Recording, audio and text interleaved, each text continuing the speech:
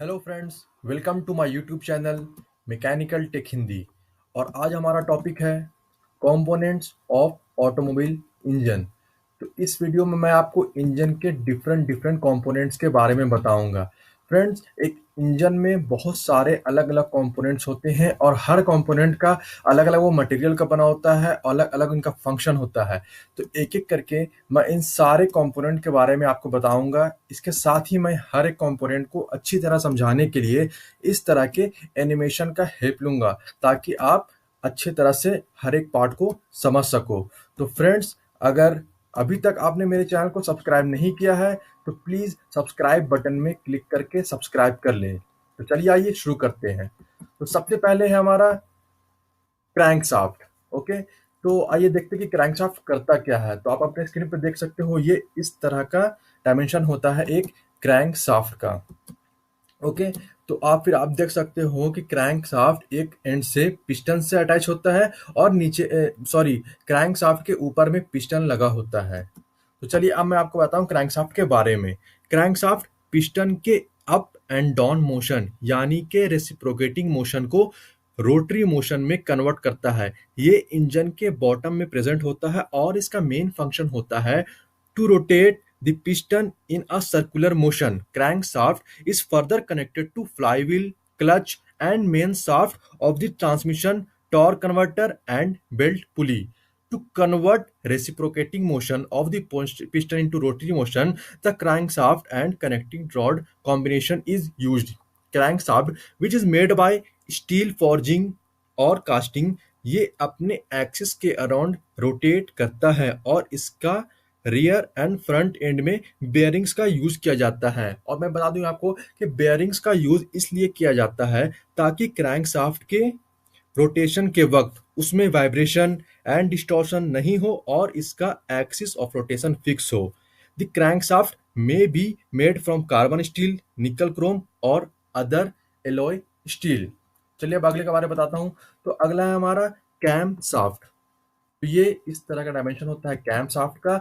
ये हमारे इंजन में ऊपर की तरफ लगा होता है। ठीक है, कैम शाफ्ट के नीचे में दो हमारे वॉल्व्स होते हैं, एक इनलेट वाल्व होता है, एक आउटलेट वाल्व होता है। ठीक है, मैंने एरो से यहाँ पे दिखा रखा है वाल्व्स को। उसके ऊपर में हमारा कैम शाफ्ट लगा होता है। तो चलिए अब इनके बाद थोड़ा बता देता हूँ मैं आपको कि camshaft is a type of rotating device और एपरेटस। इसे पिस्टन इंजन्स में यूज किया जाता है और इसके हेल्प से इनलेट एंड आउटलेट वाल्व को ओपन एंड क्लोज किया जाता है। आप एनिमेशन में नीचे देख सकते हो कि जब एक बार रोटेशन हो रहा है तो एक वाल्व खुल रहा है और जब दूसरे बार रोटेशन हो रहा है तो दूसरा वाल्व खुल रहा है। एक होता है इनलेट वाल्व और दूसरा होता है एग्जॉस्ट वाल्व। इन दोनों वाल्व्स के बारे में मैं आपको इस वीडियो में आगे बताऊंगा। तो कैमशाफ्ट आयरन एंड स्टील का बना होता है। ठीक है, चलिए आगे बढ़ते हैं अब। देन हमारा अगला होता है कनेक्टिंग रॉड। तो ये एक बहुत ही इंपॉर्टेंट पार्ट है हमारे इंजन का। आइए देख लेते हैं। तो ये इस तरह से होता है कनेक्टिंग रॉड। ओके, फिर से हम लोग सेम अरेंजमेंट में जाते हैं। नीचे में हमारा कैम शाफ्ट है, बीच में क्रैंक कनेक्टिंग रॉड है और फिर ऊपर में पिस्टन है। तो मैंने एरो से दिखाया है इसको कि कनेक्टिंग रॉड कहाँ पे लगा होता है। ओके, चलिए अब एनिमेशन के जरिए थोड़ा समझते हैं कि ये किस तरह से काम करता है। इन्हें पिस्टन रॉड भी कहा जाता है क्योंकि ये पिस्टन एंड क्रैंक शाफ्ट के को अटैच करता है। कनेक्टिंग रॉड का काम ये होता है कि जब कंबशन प्रोसेस के दौरान एयर फ्यूल का कंबस्टिबल मिक्सचर एक प्रेशर वेव जनरेट करता है, उस वक्त कनेक्टिंग रॉड इस प्रेशर वेव को पिस्टन से क्रैंकशाफ्ट में ट्रांसमिट करता है। पिस्टन नीचे की तरफ मूव करता है और इस स्ट्रोक से इंजन का पावर ड्राइव होता है। ठीक है, तो आप एनिमेशन के जरिए समझ सकते हो कि जब हमारा पिस्टन नीचे की तरफ मूव कर रहा है तो येलो रंग से मैंने दिखा रखा है हमारे कनेक्टिंग रॉड को। तो ये हेल्प करता है। चलिए आगे बढ़ते हैं अब। तो कनेक्टिंग रॉड का एक एंड को स्मॉल एंड कहते हैं और ये एंड कनेक्टेड होता है to the piston through gudgeon pin. Okay, और दूसरा एंड जो कि बिग एंड कहलाता है, ये कनेक्टेड होता है to crank shaft through crank pin. ये हमारा क्रैंक पिन है। Connecting rods are usually made up of drop forged I section. Generally plain carbon steel का यूज किया जाता है कनेक्टिंग रॉड को बनाने के लिए, but where low weight is most important factor, aluminium alloys are most suitable. जहाँ पे हेवी ड्यूटी इंजन का यूज किया जाता है वहाँ connecting rod nickel alloy steel का बना होता है। तो चलिए अब चौथे हम लोग कंपोनेंट के ऊपर जाते हैं, जो कि है हमारा क्रैंक केस। तो ये इस तरह का होता है क्रैंक केस, ये बाहर की तरफ लगा होता है इंजन में, आपने देखा होगा। ठीक है, तो चलिए इसके बारे में बताता हूँ मैं आपको। क्रैंक केस एक मेटालिक कवर होता है जो क्रैंक शाफ्ट और अदर कंपोनेंट्स को आपस में होल्ड करके रखता है। It is the largest cavity with in an engine that protects the crank shaft, connecting rods and other components from foreign objects. Automotive crankcases are filled with air and oil. Crankcase magnesium, cast iron, aluminium and alloys के बने होते हैं। चलिए अब आगे बढ़ते हैं। Then अगला जो कंपोनेंट है वो हमारा है सिलेंडर हेड्स। तो ये इस तरह का होता है, ये ऊपर में होता है। ओके, चलिए इसके बारे में थोड़ा बताता हूँ आपको कि cylinder heads refers to a detachable plate which is used for covering the closed end of a cylinder assembled in an automotive engine. It comprises of combustion chamber valve, train, and spark plugs. Different types of automobiles have different engine configurations, such as straight engine has only one cylinder head, while the other engines has two cylinder heads.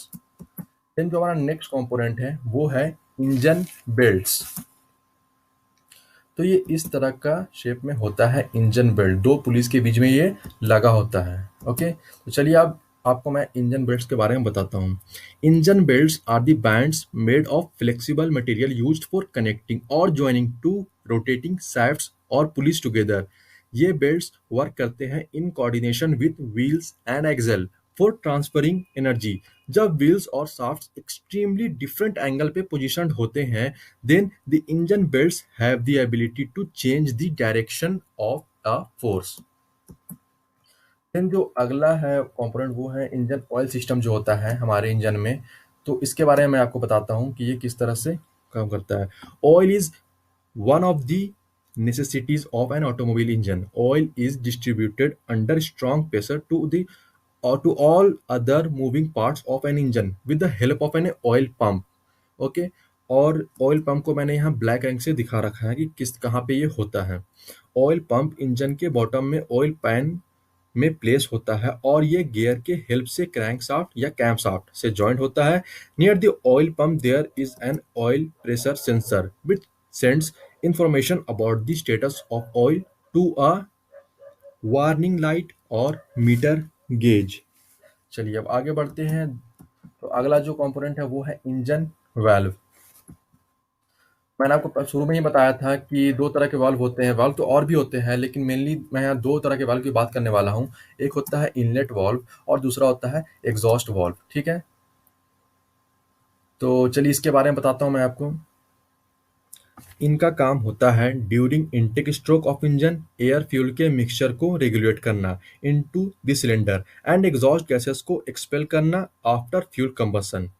तो मैंने सबसे पहले इस channel पे एक video बनाया था working of a 4 stroke engine, जिसमें मैंने इंजन के 4 स्ट्रोक, ठीक है, इनटेक, कंप्रेशन, कंबशन, एग्जॉस्ट को अच्छी तरह समझाया था। तो जिसमें मैंने वाल्व के भी फंक्शन को समझाया था। तो आप वो वीडियो चेक कर सकते हो, जिसका लिंक मैं आपको नीचे डिस्क्रिप्शन में दे दूंगा। ओके, तो ये जो वाल्व होते हैं they are indispensable to the system of coordinated opening and closing of valves known as valve train.